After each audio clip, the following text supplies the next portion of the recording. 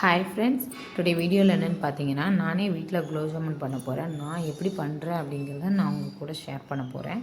அதுக்கு வந்து நான் எம்டிஆர் குலோப் ஜாமுன் மிக்ஸ் வந்து எடுத்துக்கிட்டேன். அதை ஒரு பாத்திரத்தில் ட்ரான்ஸ்ஃபர் பண்ணிவிட்டு, சில பேர் வாட்டர் ஊற்றியும் பண்ணலாம். நான் வந்துட்டு பால் மட்டும் எடுத்துக்கிறேன். 1 டம்ளர் பால் எடுத்திருக்கேன். இந்த மாவுக்கு ஏற்ற மாதிரி அவ்வளோ பாலையும் ஊற்றி நான் மிக்ஸ் பண்ண போகிறதில்ல. அதில் தேவையான அளவுக்கு மட்டும் தான் மிக்ஸ் பண்ண போகிறேன். அப்புறம் இந்த அளவுக்கு மாவை நல்லா விரைவி வச்சுக்கணும். அது கை வச்சா நம்ம அமுங்குற அளவுக்கு சாஃப்டாக இருக்கணும் ஃப்ரெண்ட்ஸ். அப்புறம் அதை ஒரு ஓரமாக ஊற வச்சுட்டு ஒரு 300 கிராம் சுகர் எடுத்துக்கிட்டேன். எனக்கு அதிகமாக ஸ்வீட் வேண்டான்ட்டு. உங்களுக்கு எவ்வளோ ஸ்வீட்னஸ் வேணுமோ நீங்கள் அதுக்கேற்ற மாதிரி சேர்த்துக்கலாம். அதுக்கப்புறம் நான் எடுத்த அளவு சுகருக்கு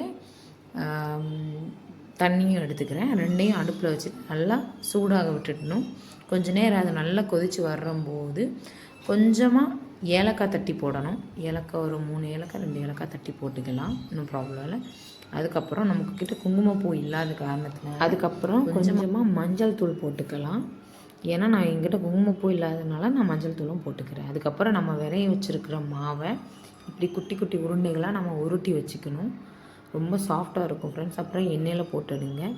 நல்லா பொரிக்கும் போது அது அப்படியே அந்த ரொம்ப பெருசாக ஆயிடுச்சு. நான் போட்ட சின்ன சின்ன உருண்டைகள் கூட ரொம்ப பெருசாக ஆயிடுச்சு. சூப்பராக இருந்துச்சு பார்க்குறதுக்கு, அவ்வளோ புஷ்ஷுன்னு விரிஞ்சு வந்தது. அப்புறம் நான் பொரிச்செடுத்ததுக்கப்புறம் உண்மையிலே நல்லா இருந்துச்சு ஃப்ரெண்ட்ஸ். இந்த அளவுக்கு வரும்னு நான் எதிர்பார்க்கல. ஏன்னா நான் ஃபஸ்ட் டைம் பண்ணுறேன். உண்மையிலே நல்லா இருந்துச்சு. இந்த மாதிரி வரும்போது நான் வந்து சூடாக்கி வச்சுருந்த பாகை வந்து இந்த சூட்டோடு இதை போட்டேன். ஃபஸ்ட்டு ஏற்கனவே ஒரு ரவுண்டு நான் போட்டு வச்சுருந்தேன். இதையும் அதுக்கப்புறம் பொரிச்சு எடுத்து நான் போட்டேன். ஃபஸ்ட்டு 1-2 கொஞ்சமாக விரிசல் மட்டும் இருந்தது. அதுக்கப்புறம் நல்லா இருந்துச்சு.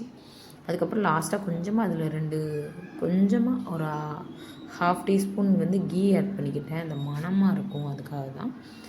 உண்மையிலே சூப்பராக இருந்துச்சு ஃப்ரெண்ட்ஸ். அவுட்டு கடைசி இப்படி தான் இருந்தது.